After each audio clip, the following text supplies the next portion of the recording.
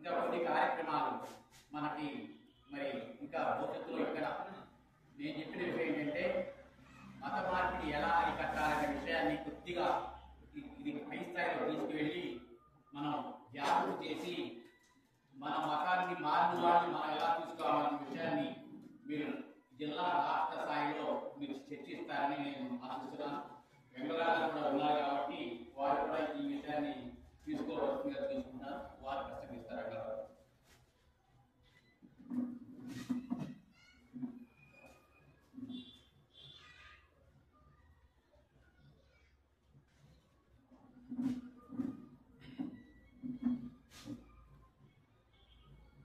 పరమ పవిత్ర భగవాన్ వేదిక పైన ఉన్న పెద్దలకి, ఎదురుగా కూర్చున్న తెలుగులను పెద్దలందరికీ కూడా అనేక సమావేశాలు చూసుంటారు,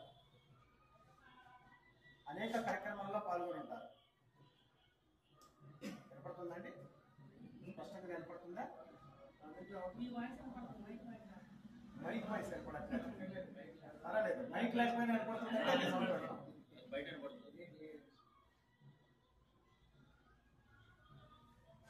ఆర్ఎస్ఎస్ అంటే ఉపన్యాసాలు ఇచ్చేసి అది చేయాలి ఇది చేయాలని చెప్పే సంస్థ కాదు. పెద్దలు చెప్పినట్లు 1925 విజయదశమి రోజున 5 మంది పిల్లలతోటి అప్పటికే డాక్టర్ కోర్స్ చదివిన పరమ పూజనీయ కేశవరావు బలిరాం హెడ్గేవార్ ప్రారంభించి శాఖ కార్యక్రమం ద్వారా మొత్తం సమాజం మొత్తాన్ని కూడా సంఘటిత పరుస్తాను అని చెప్తే ఏమైనా పిచ్చి పట్టింది ఏమిటి? ఇంత పెద్దవాడు, స్వాతంత్రోద్యమంలో పాల్గొంటున్న వ్యక్తి, క్రాంతికారుడు, విప్లవ ఉద్యమాల్లో పాల్గొన్నాడు, అనేక అటవీ సత్యాగ్రహం లాంటి అనేక కార్యక్రమాల్లో పాల్గొన్నాడు, కాంగ్రెస్ తో కలిసి స్వాతంత్ర్యం కోసం పోరాటం చేస్తున్న ఈ వ్యక్తి ఇలా చిన్నపిల్లలు పట్టుకొని దేశం మొత్తం సంఘటిత పరుస్తానని తిరుగుతున్నాడేంటి? హెడ్గేవార్ కాదు, హెడ్ గవార్ అంటే పిల్లల కోడి అని చెప్పి ఎగతాళి చేశారు. ఇది సాధ్యమా? ఎలా సాధ్యం ఇది అని చెప్పేసి నవ్వుకున్నారు. సమాజం మొత్తం వింతగా చూడడం మొదలుపెట్టింది.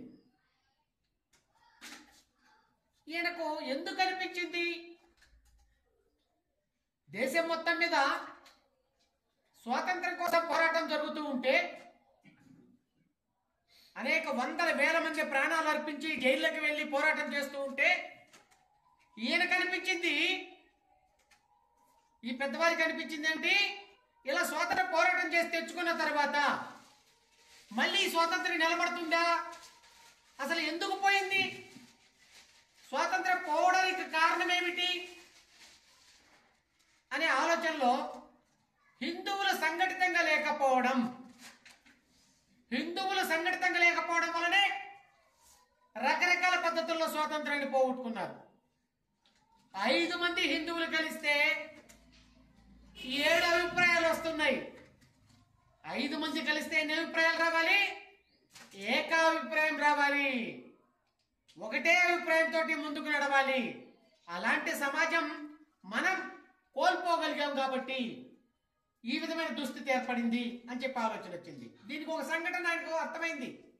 ఒక 10 మంది కలిసి ఈ దేశం కోసం, స్వాతంత్ర్యం కోసం ఎవరినైనా ఎదిరించాలి, మనమందరం కలిసికట్టుగా నిలబడాలి. కాబట్టి ఎవ్వరు వచ్చినప్పటికీ కూడా చివరి రక్తం పొట్టు వరకు కూడా దేశం కోసం, స్వాతంత్ర్యం కోసం అర్పించాలి అని గట్టిగా మాట్లాడుకుంటున్నారు పెద్ద మీటింగ్ లో 10 మంది. ఆ చివరి నుంచి ఒక లింగి కట్టుకున్న 2 పక్కడా మారో అని చెప్పి పరిగెత్తుకుంటూ వస్తున్నారు. ఈ 10 మంది ఈ మాట విని లేచి పరిగెత్తడం మొదలు పెట్టారు. ఇటు కొంతమంది అటు కొంతమంది పరిగెత్తుతున్నారు.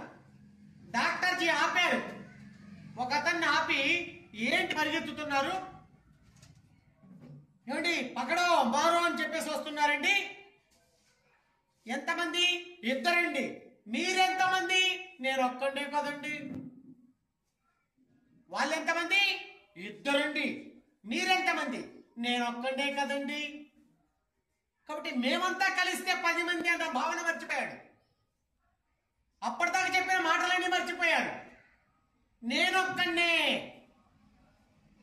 ఈ స్థితికి వచ్చిన సమాజం కలిసి ఉండేది ఎట్లా అని చెప్పి ఆలోచన చేసిన తర్వాత అనేక కష్టాలు పడుకుంటూ 100 సంవత్సరాల ప్రయాణంలో సమాజాన్ని ప్రేమించి హిందువులందరినీ కలిపి ఉంచడం కోసం 55 దేశాల్లో ప్రపంచంలో అత్యంత సంఘటితంగా ఉండే సంస్థ రాష్ట్రీయ స్వయం సేవక్ సంఘ్ అని చెప్పేసి నిరూపించారు.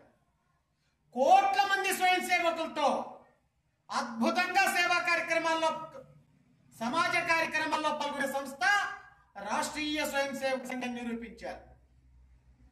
అనేక సమాజానికి ఇబ్బంది వచ్చినప్పుడు అనేక సందర్భాల్లో 1 కాదు 2 కాదు, ఈ దేశానికి చిహ్నాలు వందే మాత్రం, జనగణమన, ఈ చిహ్నాలు, ఈ పాటలు ఇవన్నీ కూడా మనకే ఉండాలి, ఇవి పెట్టాలి అని చెప్పేసి పోరాటం చేసినప్పుడు 1952లో రాష్ట్రపతి బాబు రాజేంద్ర ప్రసాద్ కు 10 లక్షల మందితోటి సంతకాలతోటి వెళ్ళి ఇచ్చారు. గోహత్య నిషేధం పూర్తిగా జరగాలి అని చెప్పే ప్రయత్నంలో కొన్ని లక్షల మందితోటి సంతకాలు సేకరించి రాష్ట్రపతికి అందించారు. ఈ విధంగా వరుసగా చూసుకుంటే 1952లో, 1962లో, 1983లో, 1528లో ప్రారంభించిన ఉద్యమం 1992 వరకు పోరాటం చేసి అయోధ్యలో రామమందిర నిర్మాణానికి వెనకుండి నడిపించిన సంస్థ రాష్ట్రీయ స్వయం సేవక్ సంఘ్. 2 కొండలే, 7 కొండల వాడి 7 కొండలు కాదని చెప్పంటే కాదు, మొత్తం రాష్ట్రం మొత్తం ఆయనదే అని అనిపించేలా ఉద్యమం చేసి తిరుమల తిరుపతి సంరక్షణ సమితి అన్న పేరు మీద ఉద్యమం నడిపి అమెరికాకి వెళ్తే అమెరికాలో కూడా వైఎస్ రాజశేఖర రెడ్డిని దుంప తెంచి ఇదిగో మొత్తం రాష్ట్రం మొత్తం అయిందే, నేను పొరపాటున అన్నాను అని చెప్పేసి వెనక్కి తీసుకున్న ఆలోచన కలిగించిన సంస్థ, వెనకుండి నడిపించిన సంస్థ రాష్ట్రీయ స్వయం సేవక్ సంఘ్. అమర్నాథ్ యాత్రికులకు అవకాశాలు కల్పించకుండా, యాత్రకు కావలసిన వస్తువులు కల్పించకుండా ఇబ్బంది పెడితే 300 రోజులు చిన్న పిల్లలతో సహా రోడ్డెక్కి ప్రభుత్వానికి వ్యతిరేకంగా ఉద్యమం చేసి విజయం సాధింపజేసిన సంస్థ, వెనకుండి నడిపించిన సంస్థ రాష్ట్రీయ స్వయం సేవక్ సంఘ్ RSS. రామసేతు, అద్భుతమైన రాముడు కట్టిన వారధిని తొలగించాలని చెప్పేసి ఆనాటి ప్రభుత్వం ప్రయత్నం చేస్తుంటే తమిళనాడులో దాన్ని తొలగించకుండా ఉద్యమం చేసి దేశవ్యాప్తంగా హడావుడి చేసి దాని ప్రయత్నాన్ని విరమించుకునేటట్లు చేసిన సంస్థ రాష్ట్రీయ స్వయం సేవక్ సంఘ్. ఈ విధంగా దేశంలో ఎక్కడ ఎప్పుడు ఇబ్బంది కలిగినప్పటికీ ఈ మధ్య కాలంలో గమనించాం మనమందరం కూడా, భవ్యమైన దివ్యమైన రామమందిర నిర్మాణంలో విశ్వ హిందూ పరిషత్ పేరు మీద అందరి దగ్గర నుంచి మనమందరం కూడా ఇచ్చి ఉంటాం. భవ్య రామమందిర నిర్మాణానికి కలెక్ట్ చేసి 600 కోట్లు వస్తే చాలు అనుకున్నారట. 6000 కోట్లు వచ్చాయి. టాటా వాళ్ళు, బిర్లా వాళ్ళు, అనేక మంది అంబానీలు, ఆదానీలు మేము ఒక్కరం కట్టేస్తామండి, ఎందుకు దీనికి ఇంతమందిని అడగడం? కాదు, మీరు కడితే మీదవుతుంది, ప్రజలందరికీ కావాలి రామ మందిరం అని చెప్పి అందరి దగ్గర భాగస్వాములు చేసి భవ్యమైన రామ మందిరం కట్టారు. నెహ్రూ టైం నుంచి మనకు పీడకలగా మిగిలి కాశ్మీర్లో పండితులు రోడ్ల మీద తిరుగుతూ ఆస్తులను పోగొట్టుకొని 370 అధికరణ పేరు మీద కాశ్మీర్ను కాష్టంలా కాలుస్తున్న 370 అధికారాన్ని గౌరవనీయ ప్రధానమంత్రి తొలగించేశాడు. రాష్ట్రీయ స్వయం సేవక్ సంఘ్ ఘటకుడు ఆయన. ఇది మన సంఘం అంటే, ఇది కార్యకర్త అంటే, ఇది వ్యవస్థ అంటే. ఎక్కడ పేరు కోసం పోరాటం లేదు, ఆరాటం లేదు. ఇంత గొప్ప మందిరము అనేక సంవత్సరాల నుంచి ఇక్కడ నిలబడింది, కానీ అందరు పైనున్న మందిరాన్ని మెచ్చుకుంటున్నారు, కానీ కిందున్న పునాదిని గురించి ఆలోచించిన వాళ్ళు ఉండరు. అలా పునాదిలా పనిచేయాలని చెప్పేసి నేర్పేది కార్యకర్తలకి రాష్ట్రీయ స్వయం సేవక్ సంఘ్. అనేక రంగాల్లో అవసరం వచ్చినప్పుడు, ఏ రంగంలో అవసరమైతే ఆ రంగంలో, విద్యార్థులకు అవసరం జ్ఞానం శీలం ఏకత అన్న పేరు మీద ఏబీవీపీని ఏర్పాటు చేశారు. రాజకీయ రంగంలో అధికారం కావాలి, బీజేపీని ఏర్పాటు చేశారు. కార్మిక రంగంలో వ్యవస్థితంగా నడవాలి, నాణ్యమైన ఉత్పత్తులు జరగాలి, సరైన పద్ధతిలో ముందుకు వెళ్ళాలి.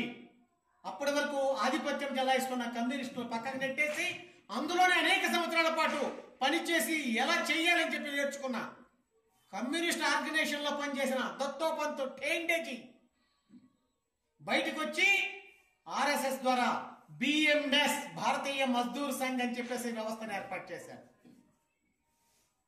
వనవాసుల కోసం వనవాసి కళ్యాణాస్త్రం, ఇతిహాసాలన్నింటినీ నిలబెట్టడం కోసం ఇతిహాస సంకలన సమితి, సంస్కృతాన్ని నిలబెట్టడం కోసం సంస్కృత భారతి, ప్రజలందరికీ ఆరోగ్యాన్ని ఇవ్వడం కోసం ఆరోగ్య భారతి, సేవ అవసరం వచ్చినప్పుడు చేయడానికి సేవా భారతి, విద్యా విధానాన్ని సరైన గాడిలో పెట్టడం కోసం విద్యా భారతి, సరస్వతి శిశు మందిర్లు అనేకం. ఈ విధంగా ఏ రంగంలో అవసరమైతే ఆ రంగంలో, ప్రధానంగా 40 రంగాల్లో రాష్ట్రీయ స్వయం సేవక్ సంఘ్ పనిచేస్తుంది. 272 సంస్థల ద్వారా 272 సంస్థలు పెట్టి సమాజంలో ఉన్న జ్ఞానవంతుల్ని, విజ్ఞానవంతుల్ని వీళ్ళందరినీ కలిపి ఉంచడం కోసం, సమాజానికి ఉపయోగపడే విధంగా ఏమేమి కార్యక్రమాలు చేయాలో అవన్నీ చేసుకుంటూ వస్తున్నారు. అనేక సంస్థలు పెట్టి దీని వెనక రాష్ట్రీయ స్వయం సేవక్ సంఘ్. రాష్ట్రీయ స్వయం సేవక్ సంఘ్ను పెద్దలు చెప్తుంటారు, ఏమీ చేయదు. ఈ మధ్య కాలంలో పరమ పూజనీయ సరసంగ చాలక్జీ ఓ పిలిపిచ్చారు, ఆర్ఎస్ఎస్ వద్దామనుకున్నారా, మీ జేబులు ఖాళీ అవుతాయి, మీ దగ్గర ఏముండదు, ఆర్ఎస్ఎస్ వల్ల మీరు పొందేది ఏముండదు వ్యక్తిగతంగా.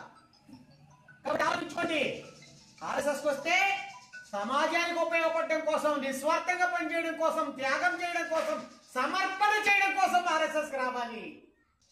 సమాజం సుభిక్షంగా ఉండాలని కోరికున్న ఆర్ఎస్ఎస్కి రావాలి. కాబట్టి అలాంటి ఘనం, అలాంటి వేల మంది, లక్షల మంది, కోట్ల మంది పనిచేస్తున్నారు కాబట్టి హిందూ ధర్మాన్ని నిలబెట్టుకోగలిగాం. ఆవేదన ద్వారా కాదు, ఆచరణ ద్వారా, మాటల ద్వారా కాదు, ఆచరణ ద్వారా, ఉపన్యాసాల ద్వారా కాదు, ఆచరణ ద్వారా, పాటించడం ద్వారా ఇలా చేయాలని చెప్పేసి నిరూపించి ధర్మాన్ని నిలబెట్టుకుంటున్నాం, సంస్కృతిని రక్షించుకుంటున్నాం, హిందుత్వాన్ని కాపాడుకుంటున్నాం. హిందూ దేశం, హిందూ ధర్మం, హిందూ సంస్కృతి, ఆచార వ్యవహారాలు ఇవన్నీ కూడా సుభిక్షంగా, ఆనందంగా, సంతోషంగా వెలసిల్లితేనే సమాజం బాగుంటుంది. అది ప్రత్యక్షంగా కనబడుతుంది. ప్రపంచానికి విశ్వగురువు అని మనం ఎక్కడా బలవంతంగా మత మార్పిడి చేసినట్లు, మిగతా వాళ్ళంతా కాఫీర్లు, అల్లాహ్ నమ్మని వాడని చెప్పిన వాళ్ళు చెప్పినట్టు కాకుండా, నువ్వు నమ్మకపో, ఇది విశ్వగురువు అని చెప్పేసి ఆచరణ ద్వారా చూపించాం. కాబట్టి ప్రపంచం మొత్తానికి హిందూ దేశం విశ్వ గురువైంది. హిందూ అంటే మతం కాదు మిత్రులారా, హిందూ అంటే ఈ జాతి యొక్క జీవన విధానం. జాతి యొక్క జీవన విధానాన్ని హిందుత్వం అంటారు. సుప్రీంకోర్టు ఇచ్చిన తీర్పు, మతము అంటే ఒకే గ్రంథం ఉండాలి. మతము అంటే ఆ గ్రంథానికి సంబంధించిన ఒక ప్రవక్త ఉండాలి. మతం అంటే ఒకే దేవుడు ఉండాలి. మతం అంటే ఆ దేవుడికి సంబంధించిన ఒక పవిత్రమైన ప్రదేశం ఉండాలి. ఈ 4 ఉంటే మాత్రమే మతం. ఒకే దేవుడు, ఒకే ప్రవక్త, ఒకే గ్రంథం, ఒకే పవిత్ర ప్రదేశం, ఈ 4 ఉంటే మాత్రమే అది మతం. ముస్లింలకి ఒకే దేవుడు ఉన్నాడా లేడా? ఎవరండి? అల్లా. ఒకే ప్రవక్త మహమ్మదు, ఒకే గ్రంథం ఖురాన్, ఒకే పవిత్ర స్థలం మక్కా మదీనా. ఇవి తప్ప అత్యంత పవిత్రమైన ఇంకోటి లేవు. వాళ్ళు ఒప్పుకోరు కూడా. కాబట్టి ముస్లిం మతం, కాబట్టి అది మతం. క్రిస్టియన్ ఒకే దేవుడు. ఈ మధ్య కాలంలో యేసు అయ్యాడు, అంతకుముందు యెహోవా. గ్రంథం ప్రకారం కూడా యెహోవా. ఒకే ప్రవక్త యేసు, ఒకే గ్రంథం తెలియదు మీకు ఎవరికి కదా, బైబిల్. ఒకే గ్రంథం బైబిల్, ఒకే పవిత్ర స్థలం జెరూసలేం. ఈ 4 తప్ప అత్యంత పవిత్రమైన వాళ్ళకు కూడా ఇంకేమీ లేవు. కాబట్టి అది మతం. హిందువుల దగ్గరికి వచ్చేటప్పటికి ఒకే దేవుడు ఉన్నాడా? ఒకే గ్రంథం ఉందా? పవిత్ర గ్రంథం. ఒకే ప్రవక్త ఉన్నాడా? ఒకే పవిత్ర స్థలం ఉందా? కాబట్టి ఇది పనస పండు. అనేక గింజల సమూహం, అనేక మతాల సమూహం. ఆరాధన పద్ధతులను ఇష్టపద్ధతులను పూజించుకో, అభ్యంతరం లేదు. కానీ ధర్మం దగ్గరికి వచ్చేటప్పటికి నువ్వు హిందువే, జాతి దగ్గరికి వచ్చేటప్పటికి నువ్వు హిందువే. రాముని పూజిస్తున్నారు, కృష్ణుడు పూజ, అంకమ్మ, పోలేరమ్మ, రాముడు, ఆంజనేయుడు, ఎవరైనా అందులో యేసొకడు, అందులో అల్లా ఒకడు, అభ్యంతరమే లేదు మనకు. కానీ ఈ ధర్మాన్ని వ్యతిరేకించడం ముందు చూసాము, దాన్ని వ్యతిరేకిస్తున్నాము. హిందుత్వాన్ని నిష్ఠగా పాటిస్తున్న వాళ్ళను పక్కకు తప్పి వాళ్ళను దూరం చేస్తున్నావు చూసాము, అది వ్యతిరేకిస్తున్నాము. కాబట్టి భారతీయ హిందూగా, భారతీయ ముస్లింగా, భారతీయ క్రిస్టియన్గా జీవించే అభ్యంతరం లేదు. కానీ ఈ దేశంలో ఉన్న మూలమైన, ప్రధానమైన, విలువైన ఆస్తులను ధ్వంసం చేయడం కోసం ప్రయత్నం చేస్తున్నారు, అది వ్యతిరేకం, దానికి వ్యతిరేకం. కాబట్టి వాటిని కాపాడుకోవాల్సిన బాధ్యత నాది, నీది కూడా. అప్పుడు మాత్రమే సుభిక్షంగా ఉంటావు. లేకపోతే అమెరికాలో చర్చిలు బదలబడుతున్నారు, చైనాలో చర్చి ప్రార్థన చేస్తే తాట తీసేస్తున్నారు. ప్రపంచంలో మిగతా దేశాల్లో ఎవడు ఏం చేసినా కానీ మిగతా వాడి తాట తీసేస్తున్నారు. కాబట్టి భారతదేశంలో ఆ పరిస్థితి రాకుండా ఉండాలంటే ఇక్కడున్న సమూహాన్ని గౌరవించుకోవాలి. ఇది ఉపన్యాసాల వల్ల కాదు మిత్రులారా, గమనించండి. 100 సంవత్సరాల ఆర్ఎస్ఎస్ అనేక ప్రయత్నాలు చేసుకుంటూ మనల్ని క్షాత్ర వీర్యము, వీర్య తేజము, కర్తృత్వము, నేతృత్వం కలిగిన జనాన్ని తయారు చేసి వదిలిపెట్టింది. అటువంటి వాళ్ళని సమాజం మీద వదిలిన తర్వాత ఇంట్లో కూర్చొని కబుర్లు చెప్తే కుదరదు, రచ్చబండ దగ్గర కూర్చొని కబుర్లు చెప్తే కుదరదు.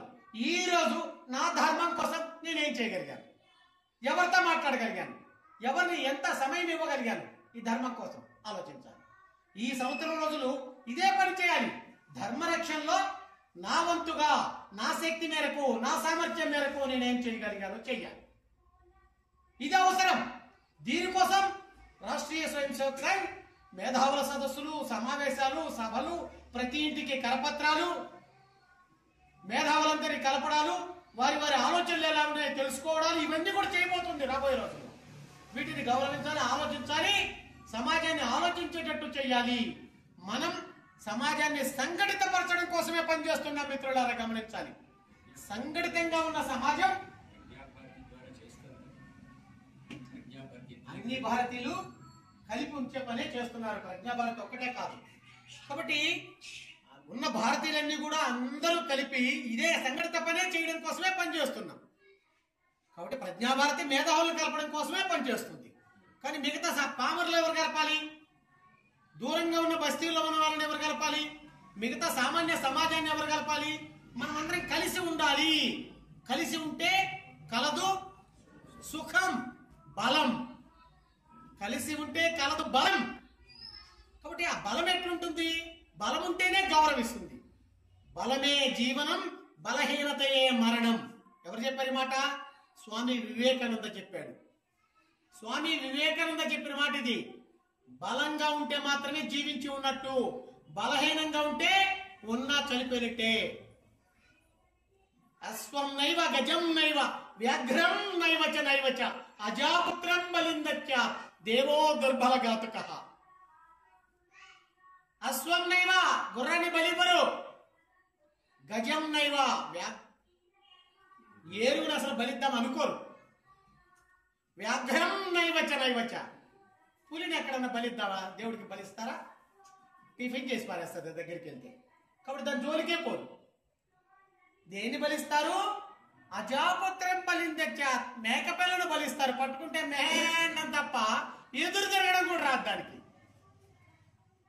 కాబట్టి దేవుడికి కూడా దేవో దుర్బలఘాతుక, దేవుడికి కూడా బలహీనమైన వాళ్ళు ఉంటే, బలహీనమైన సమాజం ఉంటే, కలిసికట్టుగా లేని వాళ్ళు ఉంటే, శక్తిహీనులుంటే, వీడు ఉంటే పోతే పోనీలే అనుకుంటాడట. మేక కోపం వచ్చిందట, ఏంటి అందరూ నన్నే బలిస్తున్నారు, తమాషాగా ఉందా? ఒక్కసారి బ్రహ్మదేవుడి దగ్గరికి వెళ్ళి తేల్చుకోవాలి అన్నదంట. అని వెళ్ళింది బ్రహ్మదేవుడు. మిస్టర్ బ్రహ్మ పిలిచింది. ఏంటి అన్నారు ఆయన.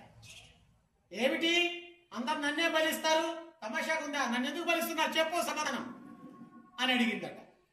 బ్రహ్మదేవుడు కూడా ఒక్కసారి పైకి కిందికి చూసి ఇంకో కొద్దిసేపు ఉంటే నాకే తినాలనిపిస్తుంది పోపో అన్నాడు. కాబట్టి బలహీనుడి మాట ఎవరు వినరు, బలహీనమైన సమాజం మాట ఎవరు వినరు.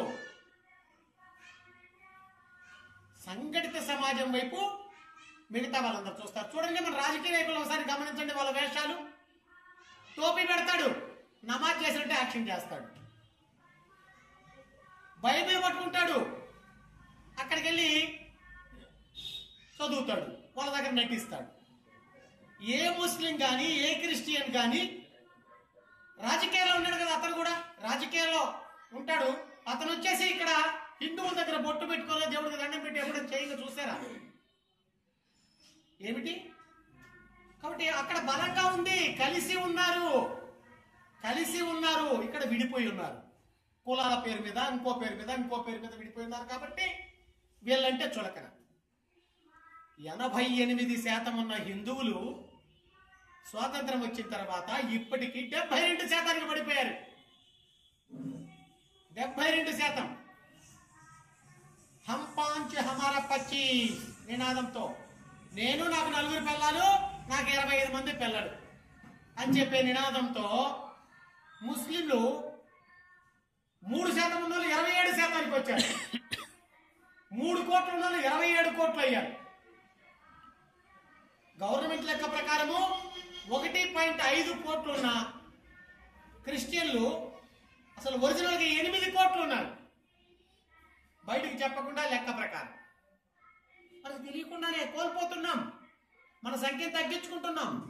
2040 వచ్చేటప్పటికి మిత్రులారా గమనించండి, 2040 వచ్చేటప్పటికి హిందువులు మైనార్టీలు అవుతారు. అంటే 50%, 50% కంటే పైన వాళ్ళు అవుతారు. మైనార్టీలుగా ఉన్న హిందువులు మనము, మన పిల్లలు, మన మనవాళ్ళు, మన మునివాళ్ళు మైనార్టీలుగా ఉంటే ప్రశాంతంగా జీవిస్తామా? ప్రశాంతంగా బ్రతకనిస్తారా? మెజార్టీ అవతల ఉన్నప్పుడు ఎంత హింస పడుతున్నారు ఇప్పుడు కనపడుతూనే ఉంది. హైదరాబాద్ పాత బస్తీకి వెళ్ళి తిరిగి రమ్మనండి, కరెంటు బిల్లులు కట్టరు, ఫోన్ బిల్లులు కట్టరు, ఎక్కడ నీటి బిల్లులు కట్టరు, వెళ్ళి అడిగిన అధికారి మళ్ళీ తిరిగి రాడు. మెజార్టీగా ఉన్న అవతల సమాజం ఉంటే 100 మంది హిందువులు ఉన్న చోట ఒక ముస్లిం బతుకుతాడు, 100 మంది క్రిస్టియన్లు ఉన్న చోట, 100 మంది ముస్లింలు ఉన్న చోట ఒక హిందువు బతకలేడు. ఉదాహరణకు అనేక ఉదాహరణలు ఉన్నాయి. పక్కనే చిత్తూరు జిల్లాలో వీకోటలో మేమే వెళ్ళి హడావుడి చేసేసి మన వాళ్ళకు విశ్వాసాన్ని నింపొచ్చాము. తెలియకుండానే 5 కుటుంబాలు మిగిలాయి, 250 కుటుంబాలు వాళ్ళే చుట్టూ మొత్తం. తక్కువ డబ్బులకు ఎక్కువ డబ్బులు ఇస్తున్నారని చెప్పేసి ఆశపడి అదేశారు మన వాళ్ళు ఎవరైతే నాకెందుకు అని చెప్పి వదిలేశారు. చివరికి 5 కుటుంబాలను పంపించడం కోసం క్రికెట్ ఆడటం మొదలు పెట్టారు. అక్కడ ఆ క్రికెట్ మన వాళ్ళకే వచ్చి తగిలేదు, మన ఇళ్ళకే తగిలేదు, మన మహిళలకే తగిలేదు, మన ఇళ్ళకే తగిలేదు. బాల్ ఏంటిది అని చెప్పేసి అడిగినందుకు మన వాళ్ళు కొట్టేశారు. వెంటనే మన కార్యకర్తలందరూ వెళ్ళి హడావుడి చేస్తే, ధర్నా చేస్తే పోలీసులు వాళ్ళకే మద్దతు చెప్పడం మొదలు పెట్టారు. హిందూ చైతన్య వేదిక మిగతా వాళ్ళందరూ కలిసి ఒక్కసారి గ్రామాల మీద కదలిక తీసుకొచ్చిన తర్వాత చుట్టుపక్కల ఉన్న గ్రామాల నుంచి రాత్రి 11 గంటల అయ్యేటప్పటికి 4000 మంది గుమిగూడారు. అక్కడ ఒక 15 షాపులు అవతల వాళ్ళని తగలబెట్టడము, పగలగొట్టడం చేసిన తర్వాత కలెక్టర్ వచ్చాడు, ఎంఆర్ఓ వచ్చాడు, మిగతా వాళ్ళందరూ వచ్చి శాంతి శాంతి శాంతి. కాబట్టి వీళ్ళు ఎప్పుడూ శాంతి కాముకులే. అహింసో పరమో ధర్మ మన పద్ధతి, అహింసో పరమో ధర్మ. అంతకు ఆగిపోయాం తెలియకుండా. ధర్మహింస తదైవచ పక్కనే ఉంది, అది మర్చిపోయాం. ధర్మానికి ఇబ్బంది కలిగినప్పుడు హింస కూడా అహింసతో సమానమని చెప్పారు. అంటే ఎవరు రక్షించాలి, ఎవరు రక్షించాలి, ఎవరు చూడాలి? ఈ ధర్మాన్ని రక్షించాలంటే ఛత్రపతి శివాజీ రావాలి, మళ్ళీ ఛత్రపతి శివాజీ రావాలి. ఈ దేశంలో ఆ రకమైన ఆలోచన కలిగిన యువకులు రావాలి, ఆ రకమైన ఆలోచనతో జీవించాలి. ఎక్కడ ఎవరు? నేను కాదు, మా ఇంట్లో కాదు, మా పక్కింట్లో. నేను మాత్రం చిన్నినా పొట్ట శ్రీరామ రక్ష, ఎదురుగా టీవీ, పక్కన బీపీ. నా సంపాదన నాకుంటే చాలు. వాడు అనుకుంటున్నాడు, ఆ ముస్లిం ఆ క్రిస్టియన్ అనుకుంటున్నాడు, నువ్వు సంపాదించు దాచిపెట్టు, సంపాదించు దాచిపెట్టు, ఇవన్నీ కూడా నా కోసమేగా, రేపు నా కోసమేగా. కాబట్టి ఆలోచించండి. ఈ ధర్మం కోసం, ఈ ధర్మ రక్షణ కోసం మనం పనిచేయకపోతే మన మనవాళ్ళు ప్రశాంతంగా బ్రతకలేరు. ఈ ధర్మాన్ని రక్షించడం కోసం ప్రాణాలు అర్పించిన మహానుభావులు అనేక మంది ఈ దేశంలో. చిన్న పిల్లలు కూడా 8 ఏళ్ళు 12 ఏళ్ల గురు గోవింద్ సింగ్ కుమారులు హిందువుగా జీవించాలి, హిందువుగా మరణించాలి. ఈ దేశం కోసం హిందువుగా పుట్టడమే నా అదృష్టం. ఈ భూమి మీద పుట్టడం అదృష్టం అయితే హిందువుగా పుట్టడం మరీ అదృష్టం. కాబట్టి హిందువుగానే మరణిస్తానని చెప్పి నిలబడ్డారు. సమాధి కడతాము, నువ్వు నీకు కావాలంటే డబ్బు ఇస్తాం, లొంగిపో, హిందువు నుంచి ముస్లింగా మారిపో. కుదరదు. బంగారం ఇస్తాం, కుదరదు. రాజ్యాన్ని ఇస్తాం, కుదరదు. నువ్వు ఏమి ఇచ్చినప్పుడు కూడా హిందువుగానే ఉంటాం అని చెప్పేసి అన్నారు గురు గోవింద్ సింగ్ కుమారులు జోరావర్ సింగ్, ఫతే సింగ్, ఇద్దరు పిల్లలు. ఇద్దరిని నిలబెట్టి సమాధి కట్టడం మొదలుపెట్టారు. మిత్రులారా, సమాధి కడుతూ ఉంటే మధ్యలో అడుగుతూ ఉంటే కూడా ఇదే సమాధానం, ఎక్కడ మార్పు లేదు. తమ్ముడి భుజాల దగ్గరికి సమాధి వచ్చేటప్పటికి అన్నయ్య కన్నీళ్లు తమ్ముడి భుజాల మీద పడ్డాయి. తల లేపలేని పరిస్థితుల్లో ఉన్న సమాధి కట్టబడ్డ ఆ పరిస్థితుల్లో కూడా ఒక్కసారి తలను పైకి లేపి, ఏంట్రా పిరికివాడా, హిందువుగా పుట్టి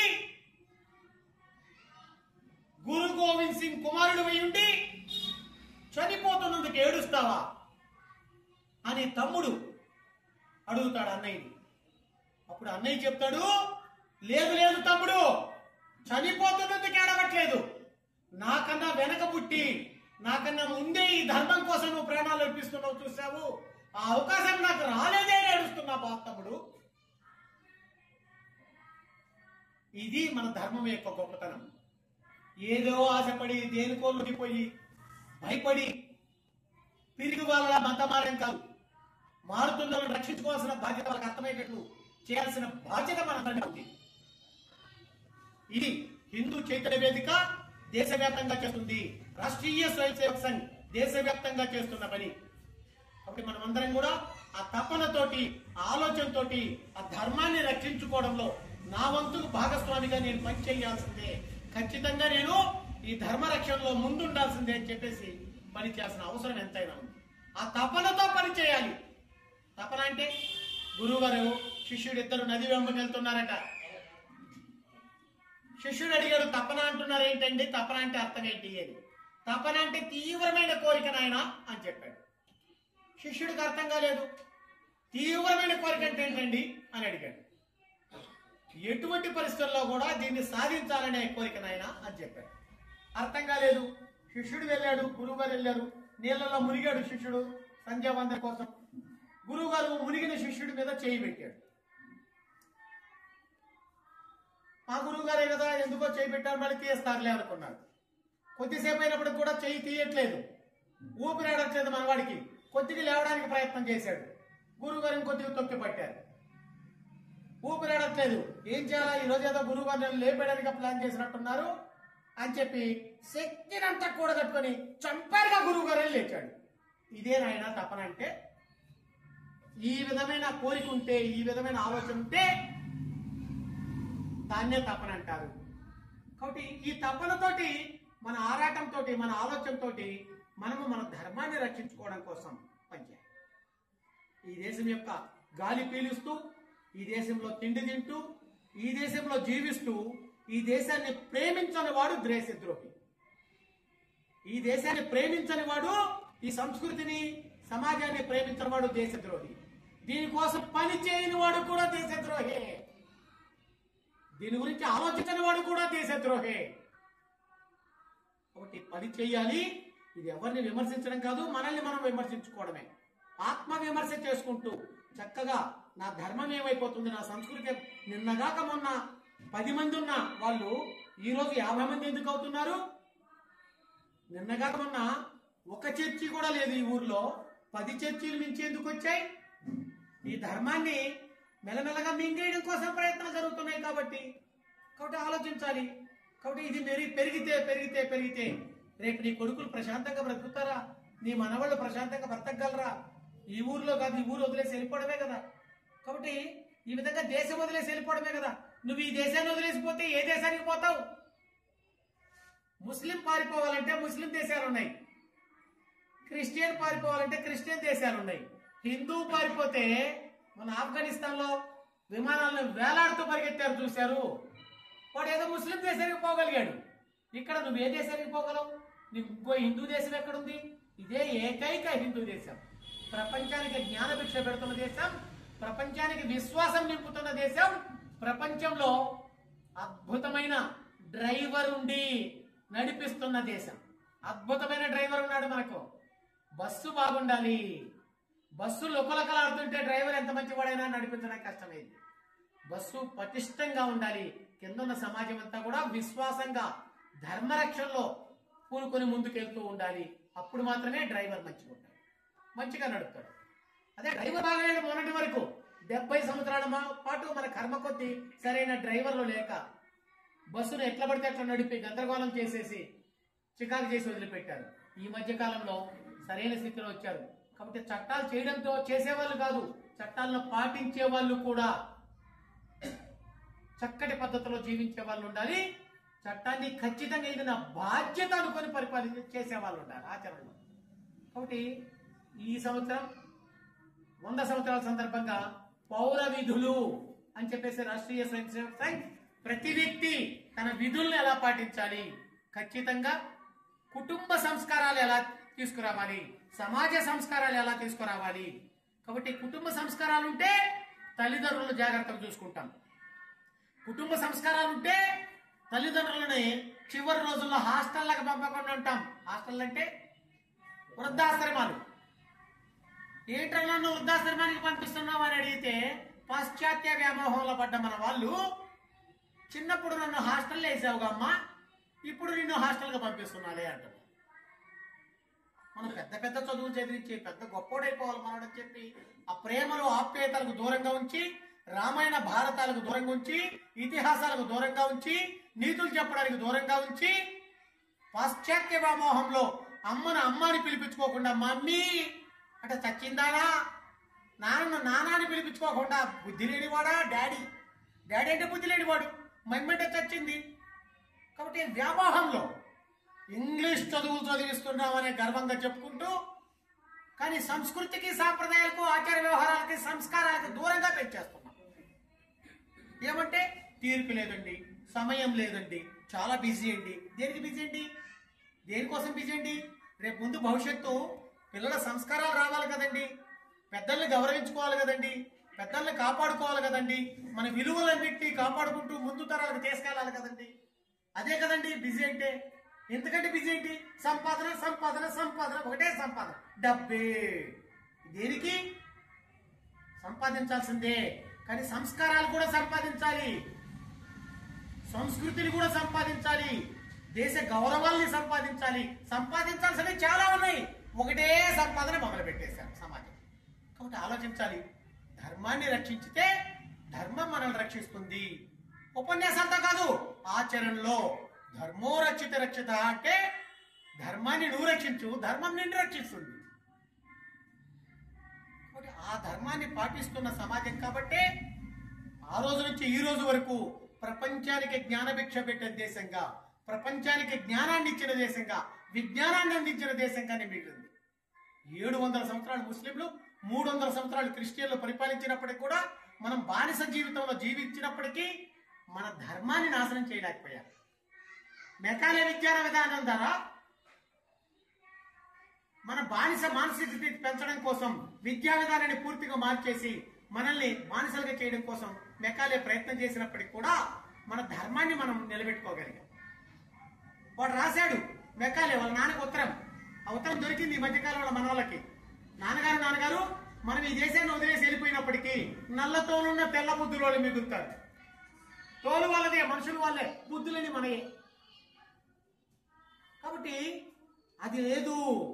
ఈ ధర్మం గొప్పతనం ముందు నువ్వు ఒక పురుగులాగా మాడిపోతావు జాగ్రత్త అని చెప్పేసి మళ్ళీ ధర్మరక్షణలో ప్రతి కుటుంబం ఆలోచించి ముందుకెళ్ళాలి, ధర్మరక్షణలో పనిచేయాలి. ఆ విధంగా చేయడం కోసమే పౌర విధులు 1, సమాజ సంస్కారాలు 2, అలాగే గ్రామ సీమలకు సంబంధించి వికాసం జరగాలి. గ్రామాల్లో ఆవులు కూడా ఉండట్లేదు, చాలా చోట్ల ఆవులు ఉండట్లేదు. ఆవు అంటే పిల్లలకు చూపించడంలో బొమ్మలకు చూపించే పరిస్థితి వస్తుంది. పాలు కొంటున్నారు గ్రామాల్లో, పాలు వచ్చిన వాళ్ళందరికీ కూడా పాలు మజ్జిగ ఇచ్చిన గ్రామాలు ఇప్పుడు పాలు కొంటున్నారు, కూరగాయలు కొంటున్నారు. కాబట్టి మనకు తెలియకుండానే ఎలా వెళ్ళిపోతున్నాం అనేది ఆలోచించాలి.